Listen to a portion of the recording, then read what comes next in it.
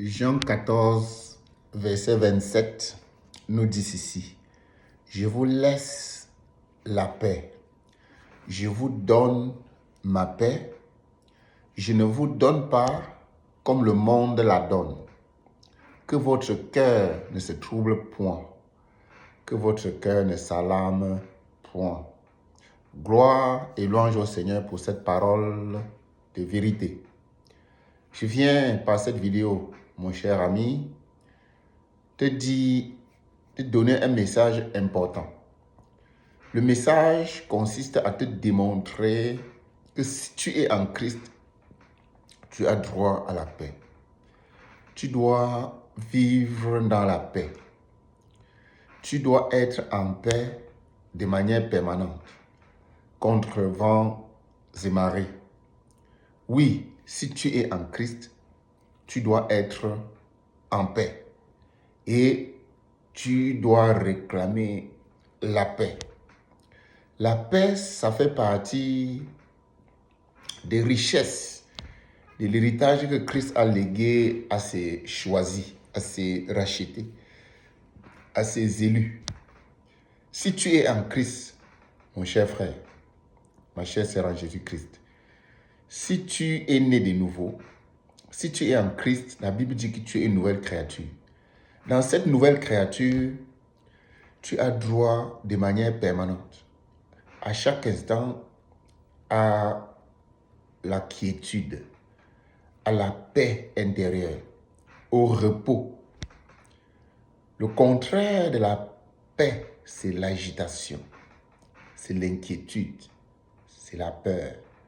En Christ, tu dois être délivré de toute forme d'agitation. Tu dois être délivré de toute forme d'inquiétude. Tu dois être délivré de toute forme de peur. Ok? La peur n'aura plus d'impact sur ta vie. Les inquiétudes n'auront plus d'impact sur ta paix. Tu n'as plus besoin de t'agiter. Tu as droit au repos. Tu as droit à la tranquillité. Tu as droit à la paix, mon cher ami. Le texte que nous venons de lire, Jean 14, verset 27, nous dit que je vous laisse la paix.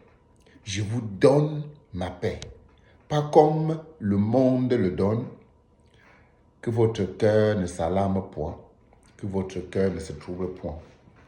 Nous allons très rapidement examiner cette parole d'écriture.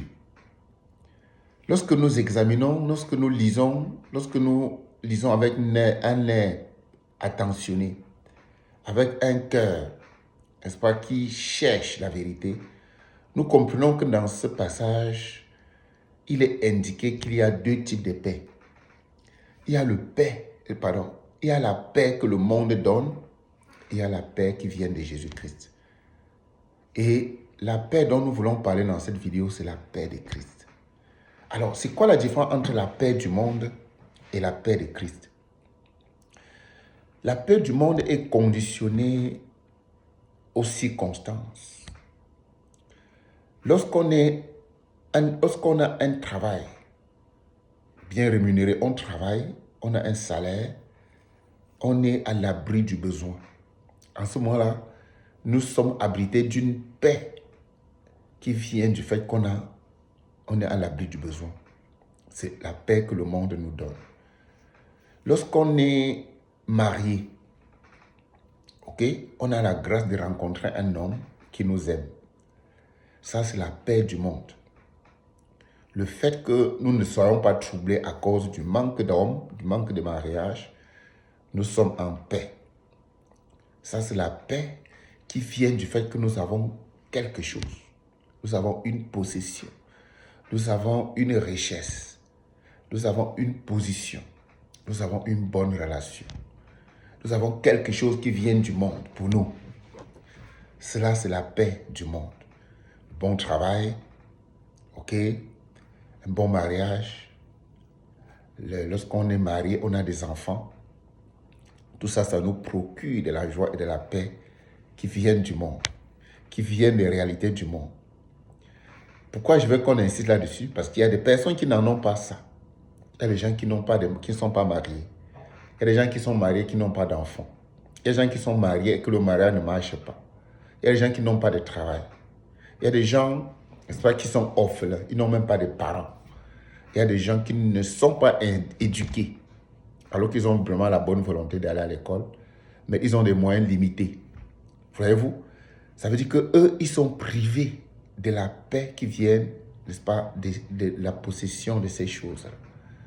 Là, ils seront dans des problèmes. Ils seront dans les soucis, dans les inquiétudes. Pourquoi? Parce que le monde leur a enlevé la paix, en ne leur ayant pas octroyé tout ce qu'il faut pour être en paix. Mais lorsqu'on est en Christ, mes chers amis, on est au-dessus des possessions mondaines. On est au-dessus, n'est-ce pas, de la richesse terrestre, la richesse visible. On vise plus haut. C'est cette paix-là que Christ nous donne. C'est une paix qui n'est pas liée à notre possession. Ce n'est pas lié à notre succès. Ce n'est pas lié à nos relations. C'est lié à une seule relation, la relation avec le Père. C'est lié au fait qu'on est en Christ. Lorsque tu es en Christ, chaque jour tu suis Jésus par tes actions. Ta manière de parler démontre que tu marches derrière Jésus. Ta manière de traiter ton prochain montre que tu marches derrière Jésus. Et cette paix-là, elle ne dépend pas, n'est-ce pas, des circonstances extérieures à nous. C'est une paix qui est innée, ce qu'on appelle la paix intérieure. C'est la connexion entre ton âme, n'est-ce pas, et la source d'amour qui est Jésus-Christ. Et la source même de paix. Jésus-Christ est le prince des paix. Donc, je veux que tu comprennes, mon cher ami, que si tu es en Christ, même si tu n'as pas la paix du monde, tu dois être en paix. La paix qui vient du Seigneur est non négociable, elle est inconditionnelle. C'est une paix qui est conditionnée par la grâce que Christ a eue, n'est-ce pas, de te sauver, d'écrire ton nom dans le livre de vie, de t'appeler à être son enfant, de t'élire à être membre de son royaume. Et cela se fait avant même que tu ne viennes au monde. Donc Christ te connecte à la véritable paix.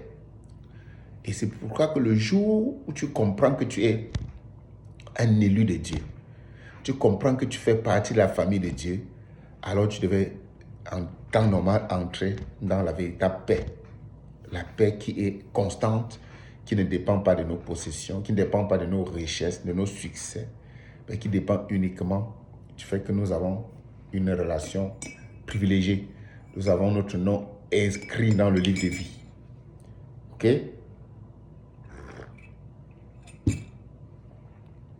Voilà. Jean 16, verset 33 nous dit ceci. Je vous ai dit ces choses afin que vous ayez la paix en moi. Vous aurez de la tribulation dans le monde, mais prenez courage, j'ai vaincu le monde. Gloire et louange au Seigneur pour cette parole d'amour. Ça, c'est Jésus-Christ qui donnait, n'est-ce pas, des astuces de vie sur terre aux disciples.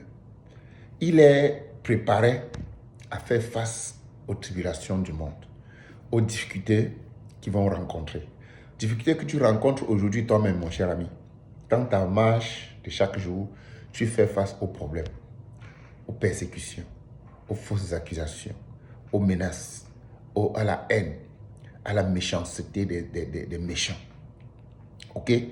Tous les jours, tu fais face à cela. Mais Jésus-Christ préparait les disciples à avoir la paix en lui. Ayez la paix en moi. Il faut que tu sois connecté à Christ pour jouir, n'est-ce pas, de cette paix extraordinaire, mystérieuse. Comment tu es avec trop de problèmes, mais tu es en paix. Qu'est-ce que nous devons faire pour demeurer dans la paix de Christ?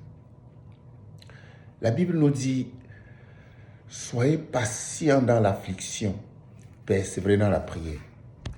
Et lorsque le monde veut nous enlever notre véritable paix, la Bible dit que faites connaître à Dieu vos besoins à travers des prières, des supplications, des actions de grâce. Et la paix de Dieu, qui surpasse toute intelligence, gardera vos pensées et vos cœurs en Jésus-Christ. Voyez-vous? Lorsque nous prions, lorsque nous avons des besoins non satisfaits, lorsque nous avons plein de choses qui nous manquent, cher ami, on est malade, on a un enfant malade, on a manque d'argent pour payer nos factures, on a des difficultés à joindre le debout, on n'a pas l'argent pour payer le loyer, on n'a pas l'argent pour payer faire notre maison, on n'a pas de voiture. Ce sont des bons besoins, ok? La Bible dit que lorsque tu as tous ces besoins et que tu l'as exprimé à Dieu dans la prière, d'ailleurs Dieu le sait, même quand tu pries, avant même que tu ne pries, Dieu connaît déjà tes besoins.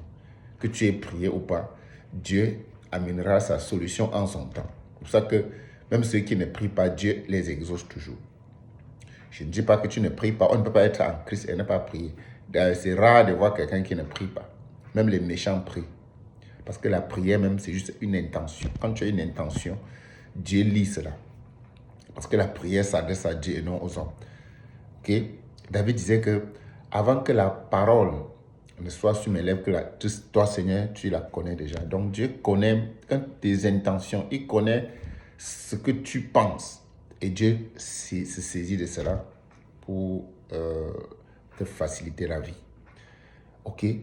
Dans ce texte, Jésus-Christ, les Jean 16, verset 33, préparait les disciples à comprendre qu'ils auront des problèmes dans la vie. Mais il ne faut pas que ces problèmes les enlèvent leur paix. Ayez la paix en Christ. Quand tu as la paix en Christ, mes chers amis, les tribulations du monde ne vont pas te faire mal. Les tribulations du monde alors vont te faire mal, mais tu vas rester dans la paix. Imaginez Joseph. Joseph a été vendu par ses frères. Il était en prison, mais le monsieur était en paix. Vous savez pourquoi? Parce que ça, c'est les bons problèmes. Les bons problèmes là, ok? Les bonnes souffrances, les bonnes persécutions, les bonnes épreuves, ce sont des épreuves qui t'accablent alors que tu n'as rien fait. Les gens te détestent pour rien. Quand une personne vole et on l'envoie en prison, ça c'est une souffrance méritée. Ce n'est que la conséquence de son acte. Mais imagine une personne qu'on a menti sur son nom, on l'a mis en prison comme Joseph, il n'a rien fait. Tu vois donc que tu n'as pas besoin d'entrer, n'est-ce pas, dans l'agitation, dans l'inquiétude, dans la peur pour ce genre de problème. La Bible demande d'être patient dans l'affliction. Sois patient dans la maladie. Sois patient dans la douleur, dans le chômage, dans la pauvreté. Sois patient dans ta position de stérilité. Sois patient dans les fausses accusations. Et attends la paix de Dieu. Quand tu confies cela à Dieu, Dieu va te donner la paix. La paix n'est pas l'absence de problèmes. La paix n'est pas l'absence de tribulations et de persécutions. Au contraire, ça c'est la paix du monde qui qui enlève ce genre de choses. Mais la paix en Christ, tu peux être, n'est-ce pas, dans les tourments. Tu peux être emprisonné comme Joseph. Tu peux être en prison comme Pierre, comme Pierre.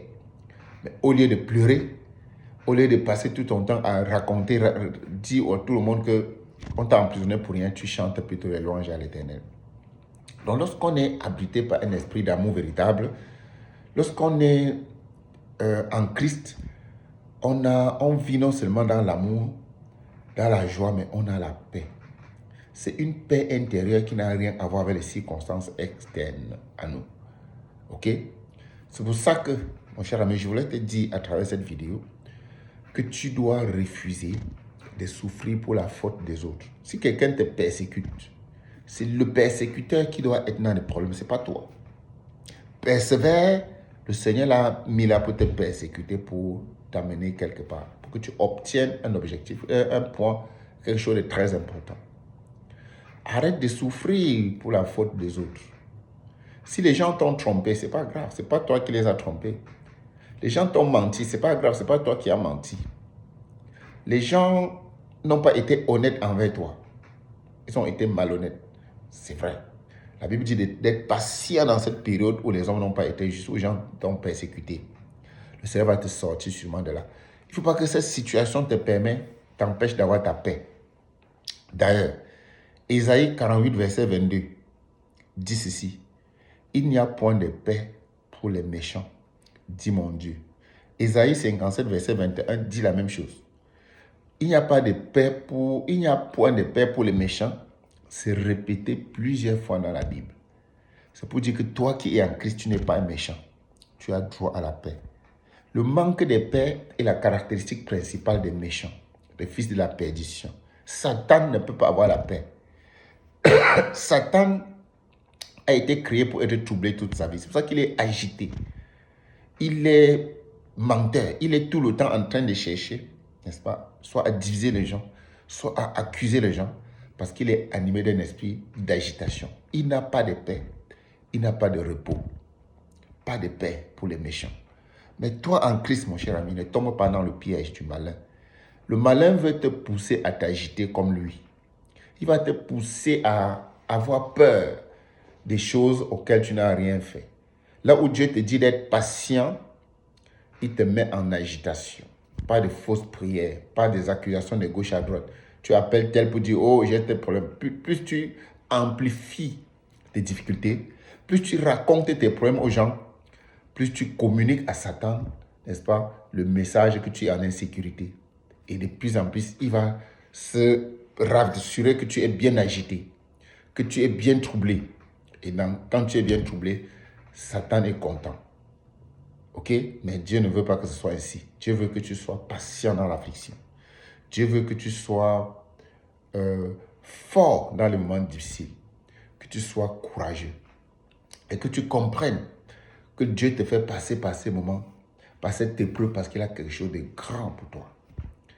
Les moments où le Seigneur m'a le plus élevé, c'est quand je suis sorti des tribulations intenses, des fausses accusations, des personnes qui ont abusé de moi de manière exagérée, des personnes qui m'ont trompé, des personnes qui n'ont pas été justes envers moi, des mensonges par-ci, par-là pour me causer du tort. Mais quand je sors de là, je suis encore plus fort. Oui, j'ai appris à ne pas perdre ma paix. J'ai appris à demeurer dans la paix de Christ. J'ai appris à vivre, n'est-ce pas, dans la joie, dans l'amour et dans la paix, quelles que soient les circonstances autour de moi. Ça n'affecte plus ma paix. Je ne peux plus perdre ma paix parce que quelqu'un m'a insulté. Quelqu'un m'a calomnié. Quelqu'un a dit des faussetés sur moi. Ça me laisse à 37. La Bible dit que tant que tu n'as pas péché, tu dois être en paix. Tout ce qui peut te pousser à perdre la paix de Christ, c'est lorsque tu as causé du tort à quelqu'un, comme le méchant. Mais tant que tu n'as offensé personne, tant que tu n'as causé du tort à personne, tant que tu n'as pas volé, tant que tu n'as pas accompli un acte de haine, de méchanceté contre quelqu'un, mon frère, demeure patient dans l'affliction. Reste connecté à ton Rédempteur. Tu es sur la voie de la vérité. Tu es sur le chemin de l'élévation. Comme Joseph, tu sortiras sûrement, n'est-ce pas, de la douleur pour être, n'est-ce pas, positionné par le Seigneur à un niveau plus élevé. Le Seigneur n'oublie aucun des siens. Si tu es en Christ, j'étais en train de te rappeler que tu as droit à la paix. Et comment faire pour vivre la paix de Christ? C'est de rester patient dans les moments difficiles et de te souvenir que ton nom est toujours écrit dans le livre de vie. Tes problèmes n'enlèvent pas ton nom dans le livre de vie. Tes difficultés n'enlèvent pas ton nom dans le livre de vie. Ta souffrance n'enlève pas ton nom dans le livre de vie. Les fausses accusations n'enlèvent pas ton nom dans le livre de vie. Tout ce qui est très important, c'est que ton nom reste écrit dans le livre de vie. Si tu n'as rien sur terre, ce n'est pas grave. Le Seigneur ne nous a jamais garanti le bonheur sur terre. Le Seigneur nous a garanti la vie éternelle. La vie éternelle, mon cher ami, quel que soit le chemin par où tu dois passer. Mais ce qui est plus important, c'est que la vie éternelle est une garantie. C'est une promesse irrévocable. C'est un don, n'est-ce pas, qui est irrévocable. Dieu ne se répand pas de ses dons. Dieu t'a fait don de la vie éternelle et c'est ça qui est permanent. Et ce doit être la base de ta joie. Que ton cœur ne se trouble point. Je vous donne ma paix. Christ a donné sa paix. C'est l'Esprit de Dieu qui est en toi. Et c'est cet Esprit de Dieu qui est en toi qui produit l'amour, qui produit la joie et qui produit la paix. Prochainement, nous allons parler de la maîtrise de soi. Donc, un élément qui caractérise le véritable Fils de Dieu, c'est la capacité à demeurer dans la paix, même dans les moments de tourbillon, même dans les moments de tourment, Une personne qui est en paix dans un monde en guerre, en paix dans un monde de famine, en paix dans un monde malade, en paix dans un monde de pauvreté, en paix dans un monde de haine, en paix dans un environnement où le méchant sévit. Mais tu restes imperturbable, tu restes stable, parce que ta paix ne dépend pas de ce que les autres disent. Ta paix ne dépend pas de ce que tu fais. Ta paix dépend uniquement, n'est-ce pas, de ce que la grâce a décrété concernant ta vie éternelle. Il faut que ce soit quelque chose de permanent dans ton esprit. Quand tu te réveilles chaque matin, tu pries, Seigneur, rassasie-moi ce matin de ta bonté pour que je passe toute ma journée dans la joie. La joie, n'est-ce pas, c'est que tu te souviens tout le temps que tu es une personne sous la bénédiction. Tu es une personne élevée, une personne dont le nom est irrévocablement, irréversiblement écrit dans le livre de vie. Que la grâce et la faveur de l'Éternel te soient abondamment multipliées. Lis ce texte que je viens de lire et médite-le. Médite-le. C'est Jean 14, verset 27, qui dit « Je vous laisse la paix. Je vous donne ma paix. Que ton cœur ne se trouble point et ne s'alarme point. » Oui, il faut recevoir la paix de Jésus-Christ maintenant. C'est le Saint-Esprit de Dieu qui est en toi, qui produit en permanence la joie, l'amour et surtout la paix pour t'éviter, pour t'empêcher de vivre une vie, n'est-ce pas, troublée, une vie alarmante, une vie, n'est-ce pas, de désespoir, une vie d'agitation, de crainte et de peur. Le Saint-Esprit va te stabiliser pour que tu reçoives maintenant là la paix de Christ et que tu vives avec cette paix-là de manière permanente. Même comme le monde arrache la paix du monde, la paix de Christ est inaltérable. La paix de Christ est, n'est-ce pas, non modifiable. Elle est permanente. Ce n'est pas une paix conditionnelle. Oui, je suis le porteur de bonnes nouvelles, le messager de la grâce. Et je suis l'évangéliste de Jésus-Christ. Je suis Innocent Richard. Que la grâce et la faveur de Dieu te soient abondamment multipliées